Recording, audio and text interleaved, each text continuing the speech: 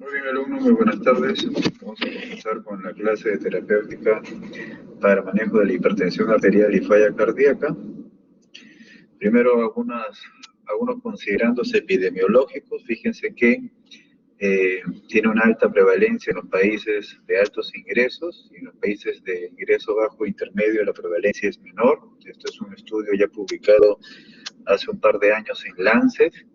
E incluso, por si acaso, dentro de esta muestra para dicho estudio se incluyó también al Perú, que incluso se consideró como país de alto ingreso.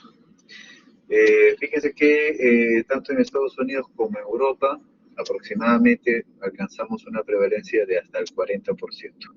Otro dato importante es que solo menos del 50% en realidad está tratado, el resto no recibe tratamiento, lo cual recuerden que la hipertensión arterial es una enfermedad silente, pero sí que es importante para evitar las complicaciones cardiovasculares. En el Perú sí hay un estudio del grupo de la Cayetano, en el que en 2006 establecieron la prevalencia casi en la cuarta parte de la población. Había una discreta heterogeneidad en cuanto a la costa, sierra y selva, pero llamaba la atención que en la sierra, y especialmente en un nivel del mar por encima de los 3.000 metros, había predominancia de la hipertensión arterial diastólica. Y como normalmente vemos, la mayoría de pacientes recibe un IECA como terapia antihipertensiva. Muy bien. Eh, Propiamente los encargados de hacer la discriminación diagnóstica y recomendaciones sobre inicio y objetivos terapéuticos es el Joint National Committee, ¿cierto? Que a lo largo de los años siempre se encarga de divulgar propiamente sus reportes para hipertensión arterial. Entonces, nosotros actualmente estamos embebidos en el octavo reporte, pero que propiamente no hubo mucha diferencia en cuanto a los diagnósticos, puesto que se considera, y hasta el momento, vuelvo para que ya no se confundan, porque puede ser de que reciban otro tipo de información, esto ya está ratificado también desde el año pasado por la Sociedad Internacional de Hipertensión Arterial, en el que establece hipertensión por encima de 140 milímetros de mercurio la sistólica. ¿No? Este valor en realidad ya había sido estimado muchas décadas atrás y hasta el momento se mantiene. ¿Ok? Si bien ha habido algunas guías o grupos que han tratado de establecer el umbral diagnóstico en un valor por encima de 130, todavía hoy por hoy a nivel de evidencia médica se sigue consignando por encima de 140.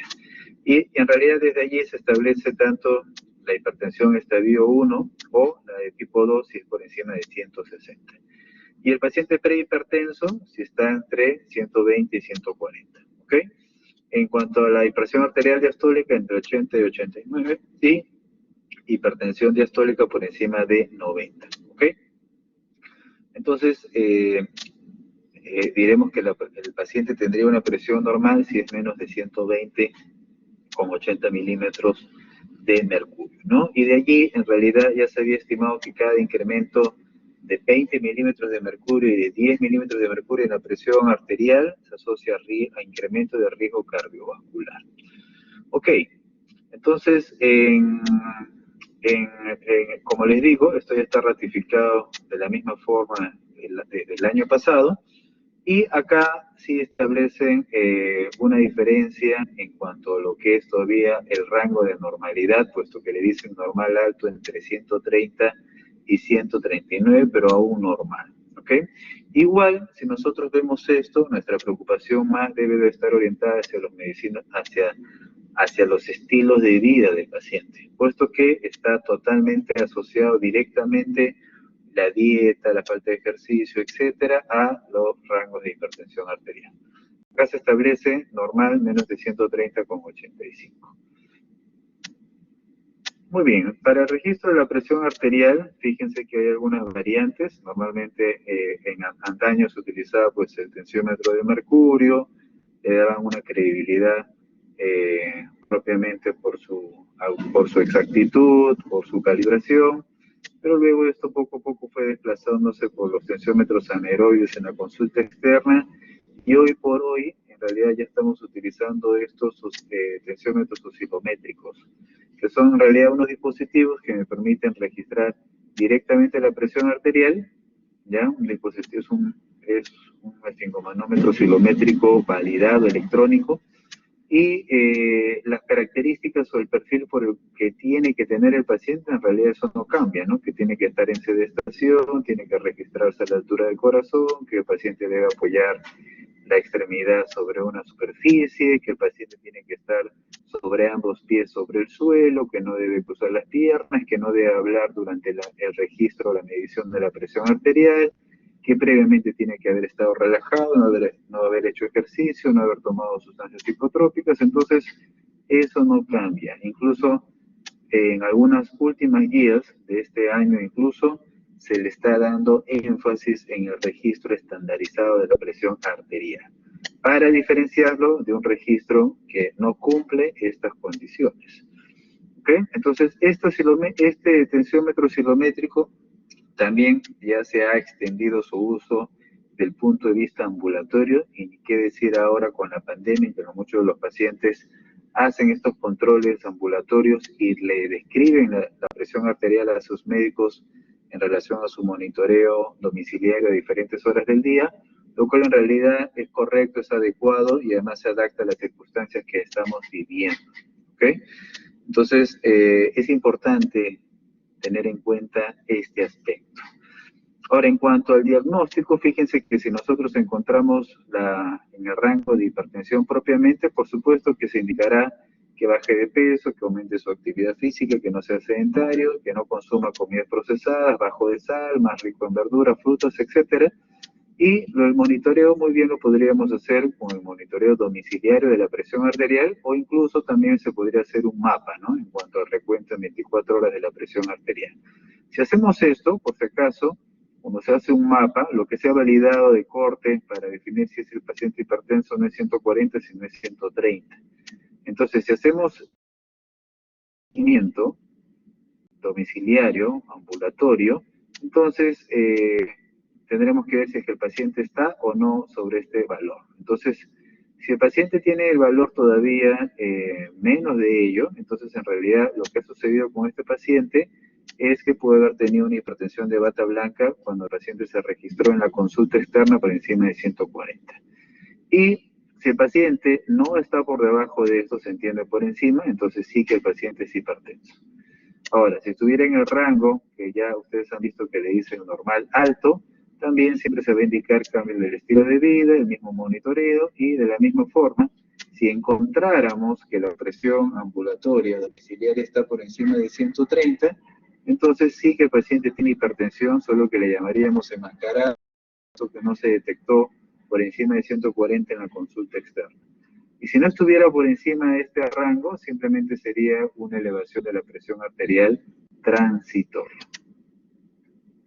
Muy bien, la evaluación inicial siempre estimar el riesgo cardiovascular, la comorbilidad, si el paciente es diabético, en realidad todas aquellas alteraciones en metabolopatía que cursen con disfunción endotelial o daño vascular es una comorbilidad importante a tener en cuenta. Hay que evaluar la presencia de daño a órgano blanco, ya sea renal o cardíaco.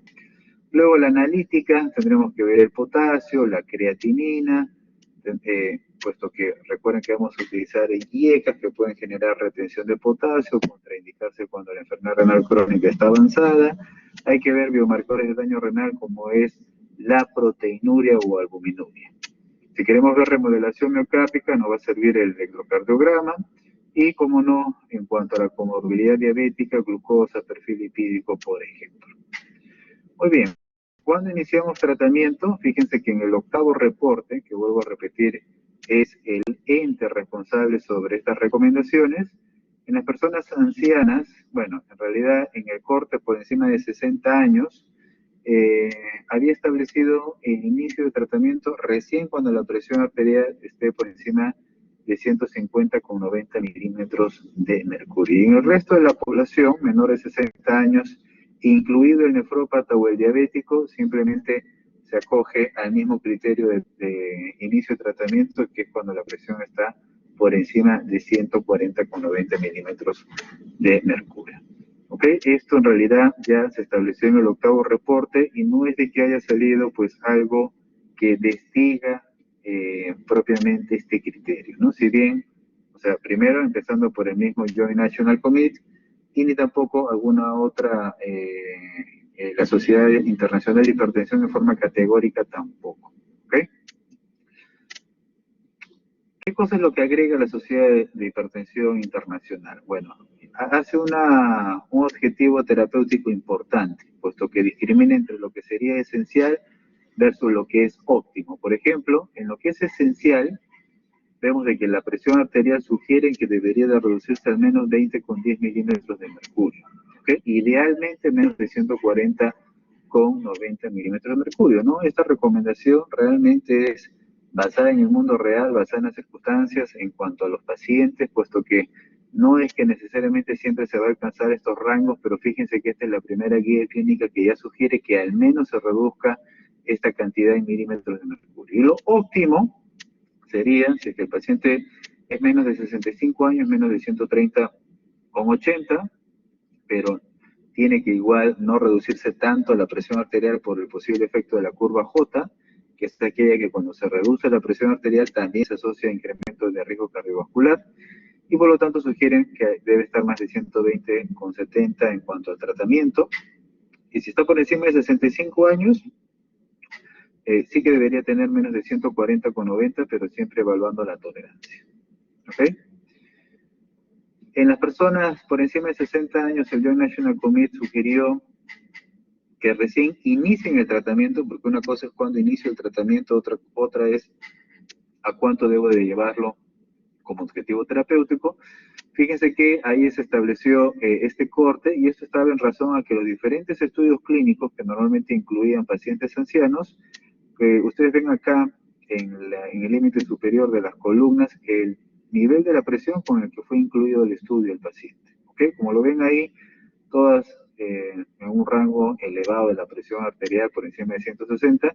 Y miren, luego de haber hecho la intervención, fíjense que lo que está aquí en el límite inferior de la columna en amarillo es hasta cuánto se alcanzó durante la intervención de ese estudio, cuánto se alcanzó de hipertensión arterial. Y si se dan cuenta, todos al final estaban en un rango por encima de 140, y por eso es de que al final se sugirió que el inicio del tratamiento sea en realidad cuando la presión está por encima de 150,90 milímetros de mercurio. Puesto que todos estos pacientes que habían tenido, por si acaso, reducción de la presión arterial durante la intervención, sí tenían incluso beneficio de reducción de riesgo cardiovascular. Entonces, por eso es que al final se desplazó la sugerencia de inicio de tratamiento a ese rango.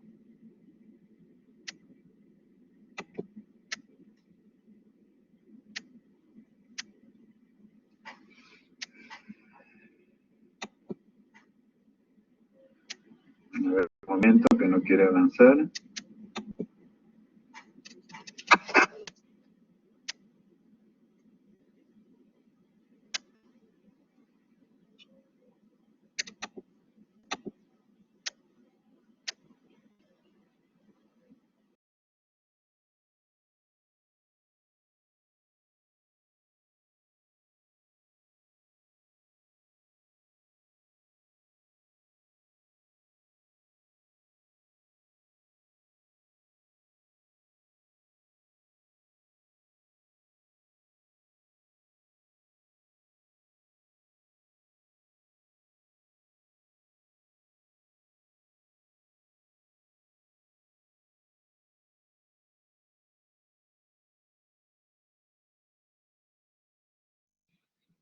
Muy bien, acá tienen la lista de los diferentes medicamentos antihipertensivos en cuanto a la dosis de inicio, la dosis de objetivo terapéutico, el número de dosis por día. Esto es importante para la adherencia de los pacientes, puesto que preferirán siempre la que es de dosis única diaria.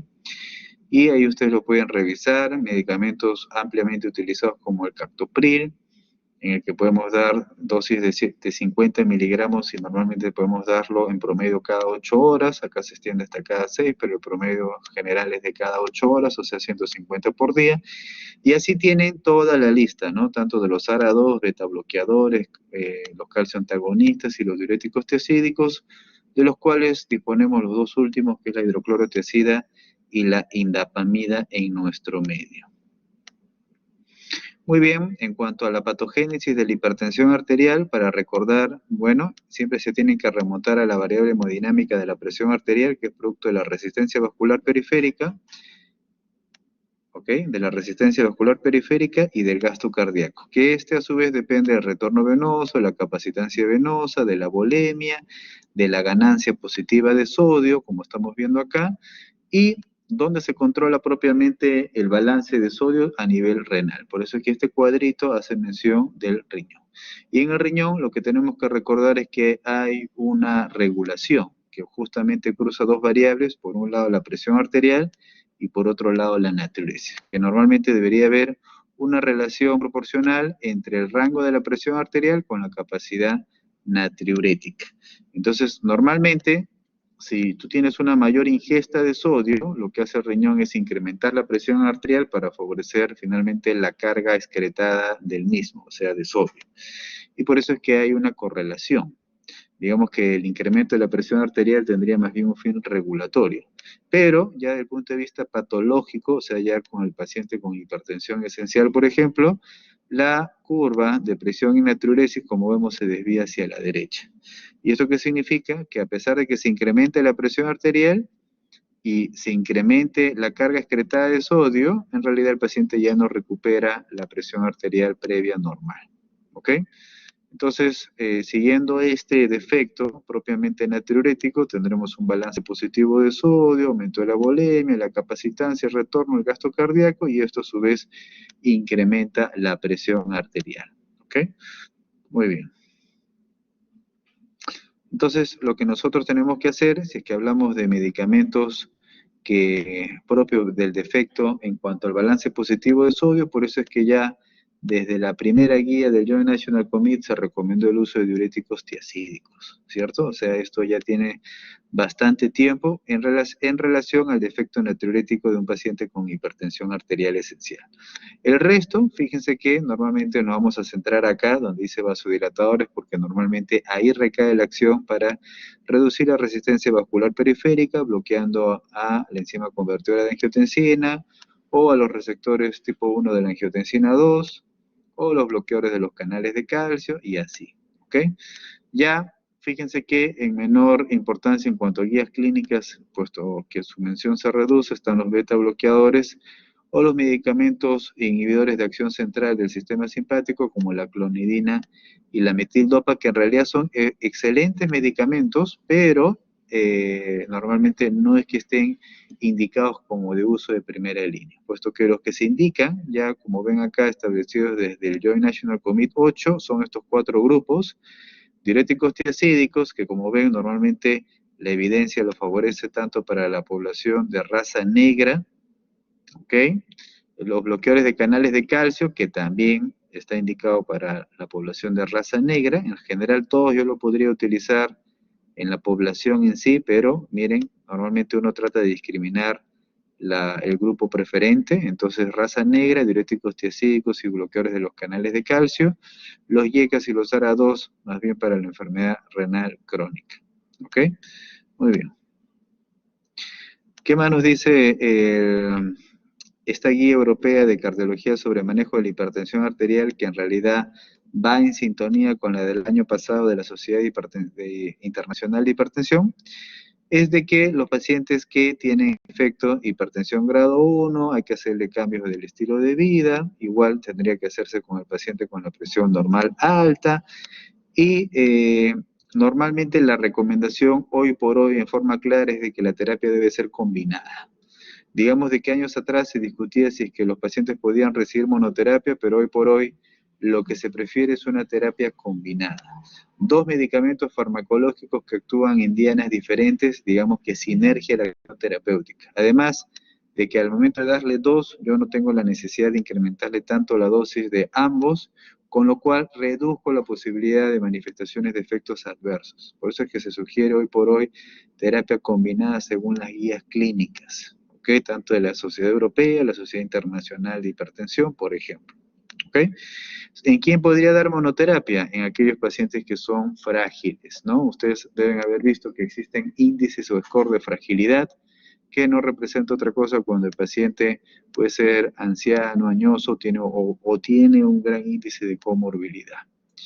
Muy bien, entonces allí incluso, ¿en qué caso más si es que el paciente tiene todavía un grado 1, ¿no? O un estadio 1 de hipertensión arterial, ¿ya? Si es grado 1, y en especial si es menos de 150, podría plantear la monoterapia, ¿ok?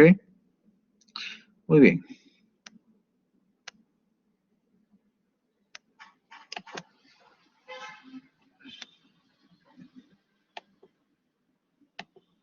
A ver, se ha detenido otra vez esto.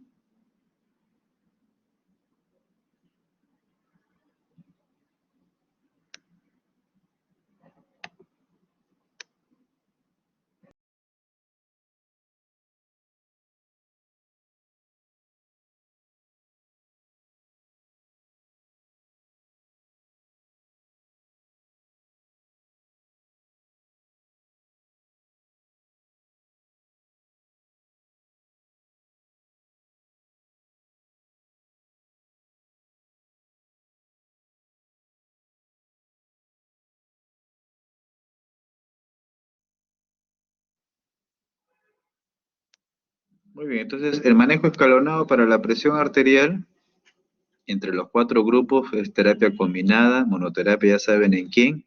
Al mes debo de hacerle una reevaluación y si es que no logro el objetivo terapéutico, recién ahí puedo incrementar la dosis o recién pasar a triple terapia. Los efectos adversos ya son conocidos de los tiazídicos, miren, hipocalemia, recuerden que tiene un tiempo de vida media prolongado, por eso se puede dar hasta cada 12 o 24 horas. Tiene otros efectos metabólicos adversos como la hipomagnesemia, la hiperuricemia, intolerancia a la glucosa. En algún momento se asoció a reporte de diabetes de novo, pero a pesar de ello, no es de que en los pacientes diabéticos se restrinja su uso.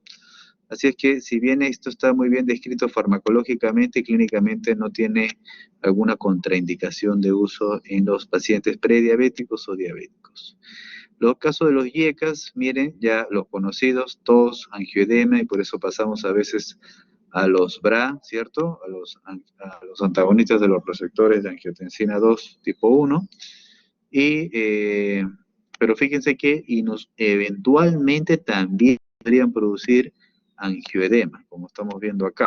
¿Okay? Ambos pueden producir hipercalemia, ¿no? Porque al fin de cuentas están vulnerando el RAS. De los bloqueadores de canales de calcio de hidropiridínicos, o sea, el nifedipino, puede producirse, y el amlodipino, puede producirse el edema, puede producirse el flashing, especialmente con el nifedipino. Y de los no hidropiridínicos, como el verapamil o el diltiazem, clásicamente bradicardia, porque disminuyen la conducción nodal y constipación. De los beta bloqueadores, ojo, broncoespasmo, bradicardia, sinotrópico negativo, en un paciente joven hay que tener cuidado por la disfunción eréctil. Muy bien. Parece que está fallando. A ver.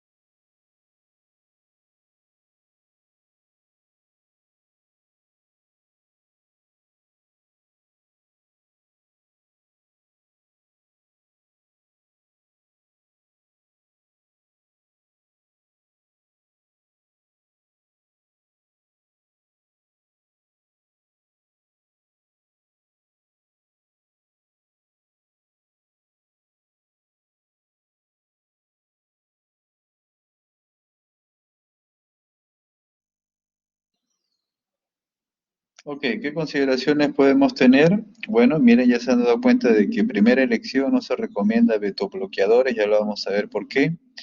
En la falla cardíaca a veces se tiende a elegir, si es que el contexto predomina en cuanto a la hipertensión arterial, un diurético tiazídico. Eh, por ejemplo, ¿por qué no se utiliza, por qué no se recomiendan de primera línea los betabloqueadores por este estudio, el estudio LIFE, puesto que al comparar el brazo de betabloqueador con el del IECA tuvo menor riesgo o objetivo primario de muerte cardiovascular, ¿no? En cuanto al estudio OHAT, este estudio, miren, cuando comparaban los diferentes grupos, por ejemplo acá, tiazídico anlodipino, comparaban acá un IECA con el diurético tiazídico, etcétera, no había muchas diferencias, pero excepto acá, que habíamos visto que sí se desplaza a predominio favorable para los pacientes de raza negra en cuanto al uso de diuréticos tiazídicos, ¿no? Así que por esa razón es de que se recomienda su uso. Ahora, en los pacientes que tienen hipertensión arterial eh, y que han sido considerados hipertensos cuando la presión arterial se encuentra por encima de 130, esto lo hizo la Asociación Americana de Cardiología, que incluso les consideraban como estadio 1, ¿ok? ¿Por qué hizo eso la Asociación Americana de Cardiología? Por este estudio, el estudio SPRINT. Puesto que este es un estudio diseñado para valorar el efecto de una terapia intensiva para manejo de la hipertensión arterial, planteándose como un objetivo menos de 120 versus la terapia estándar menos de 140.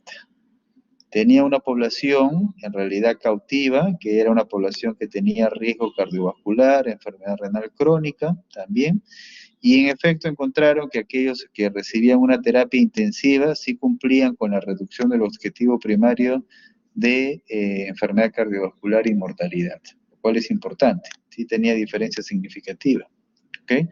Ahora, cuando analizamos este estudio, el brazo, por ejemplo, que iba para terapia intensiva, no es que alcanzaba una presión menos de 120, sino como están viendo acá, estaba entre 120 y 130, ¿no? Y por esas razones que al final se decide que el criterio para definir el diagnóstico y iniciar tratamiento debería ser 130, en base a este estudio. Sin embargo, este estudio, vuelvo a repetir, tiene un perfil de pacientes. Son pacientes que tienen ya enfermedad cardiovascular, ya sea clínica o subclínica.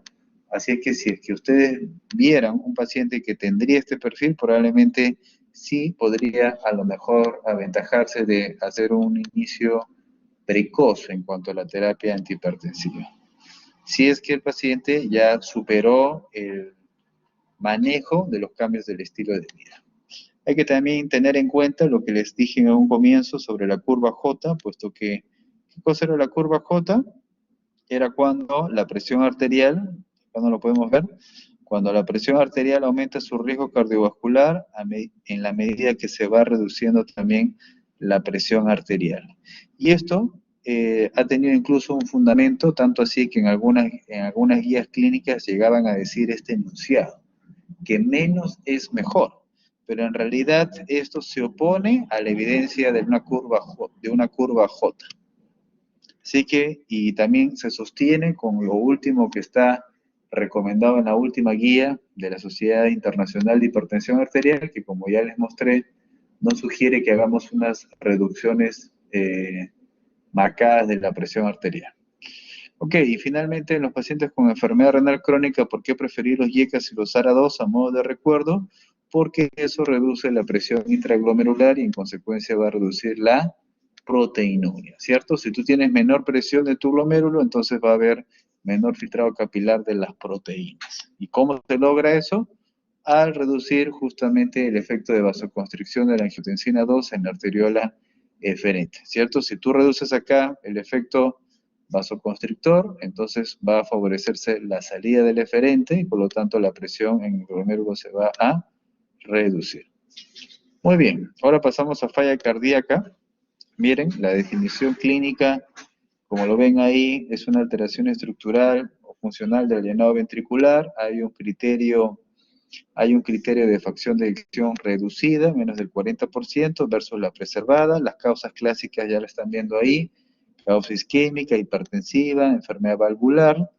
Entonces tenemos nuevamente paciente con fracción de eyección reducida, ¿cierto? Menos del 40% versus el preservada que es más del 50%. Y hay un rango entre ambos que en realidad no es que tenga una identificación propia para tener un manejo terapéutico distinto. Acá están los estadios de la falla cardíaca, nos centramos en el C porque aquí ya el paciente tiene manifestación clínica y ahí es donde normalmente ya es sintomático y lo tratamos. Previo a eso, era un paciente con factores de riesgo que ya tenía remodelación miocárdica.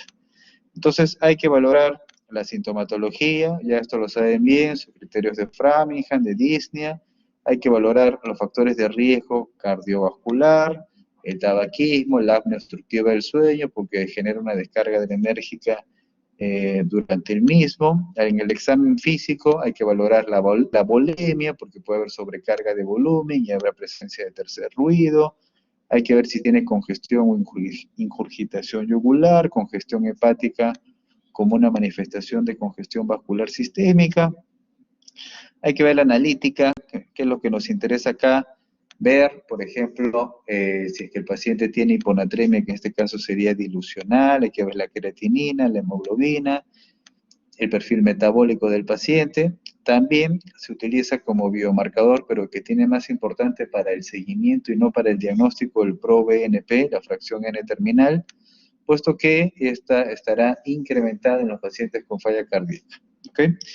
Y en el trazado electrocardiográfico podemos identificar todas estas alteraciones como están viendo ahí.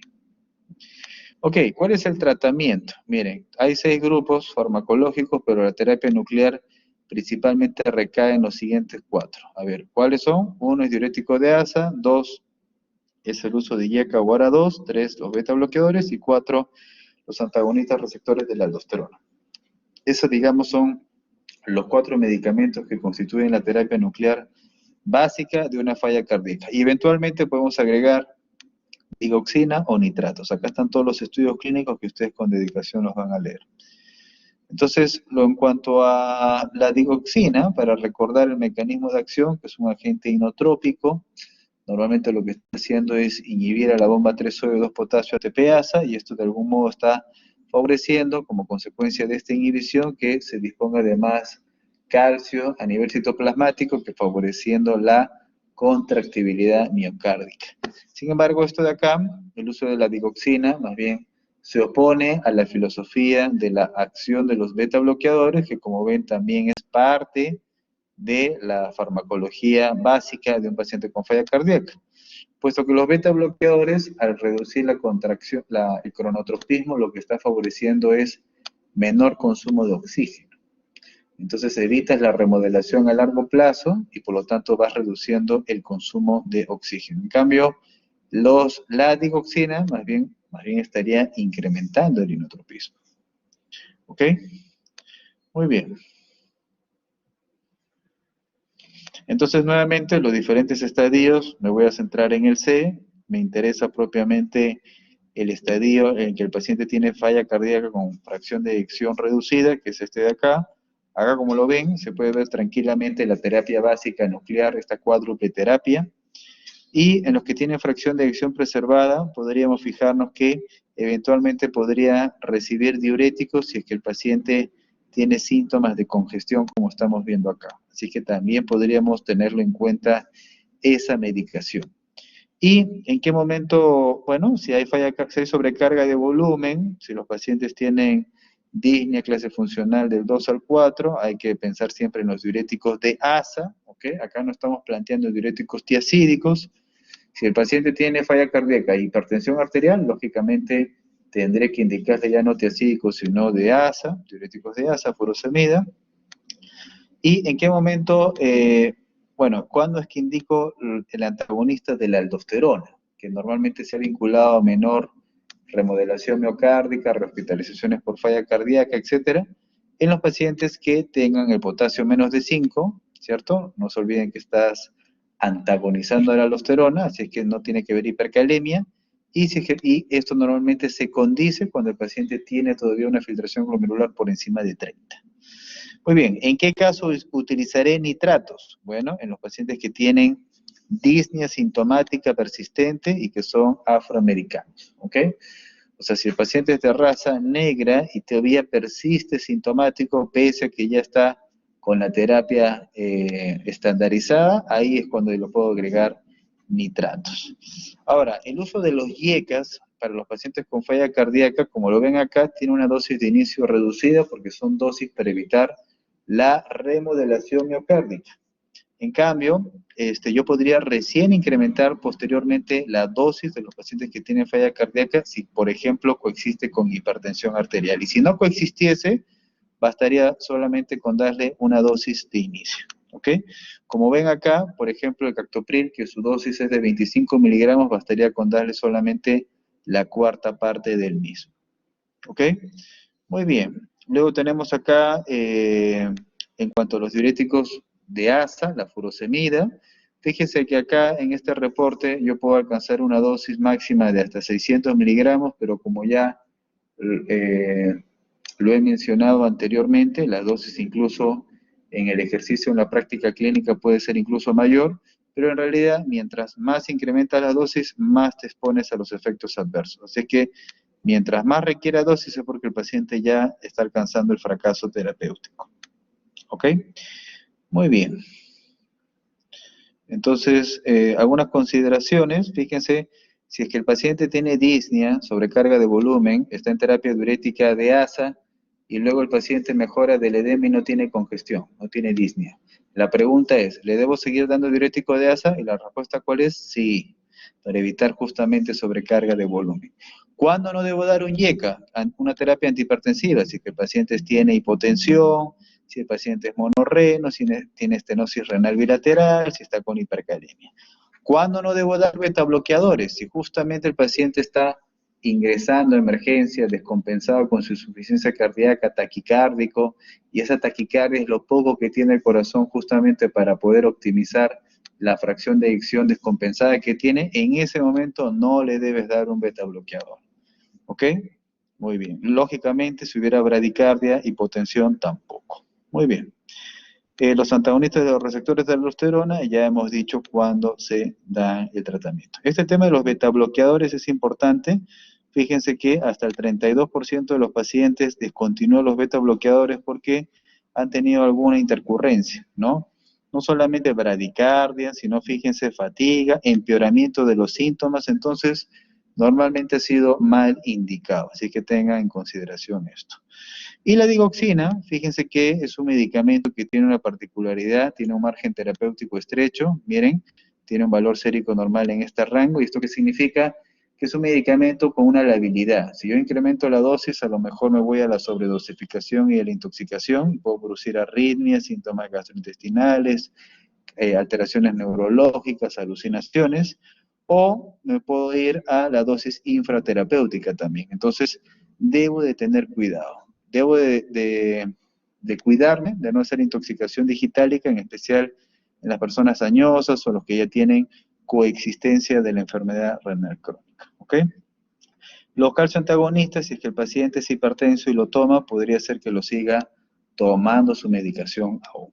Y algunos medicamentos nuevos que también se están incorporando, el sacubitril, que es un inhibidor de la nefrilicina, que justamente lo que evita es el metabolismo del péptido natriurético arterial, o sea, tendríamos mayor biodisponibilidad de este péptido, que favorecería justamente la sobrecarga de volumen, y la ivabradina, que normalmente inhibe a la corriente eléctrica IF, ¿ok?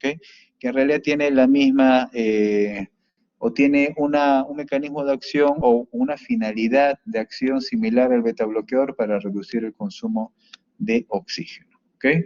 A esto también se le están agregando ahora los medicamentos que son las glifosinas, ¿okay? Que normalmente se están utilizando cada vez más en la persona diabética y ahora también no diabética, que justamente lo que busca, gracias a su efecto natriurético a nivel renal, es también reducir la sobrecarga de volumen en los pacientes con falla cardíaca. Muy bien, eso sería todo. Si tuvieran alguna pregunta.